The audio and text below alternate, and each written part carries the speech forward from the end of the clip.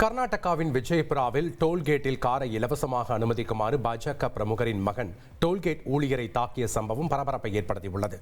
பாஜக பிரமுகரான தனது தந்தையின் பெயரை கூறிய போது யார் அவர் என ஊழியர் கேட்டதால் கோபமடைந்த சமர்த்த கவுடா மற்றும் அவருடன் வந்த உதவியாளர் காரிலிருந்து இறங்கி டோல்கேட் ஊழியரை தாக்கியுள்ளனர்.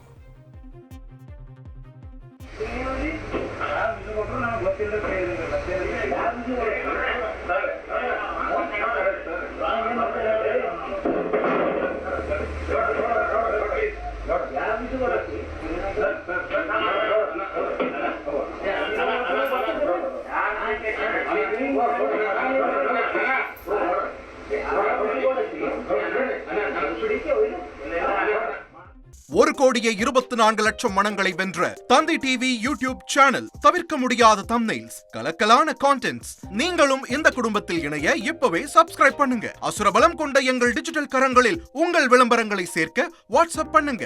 8939888378. Email advttanditv@dttv.in.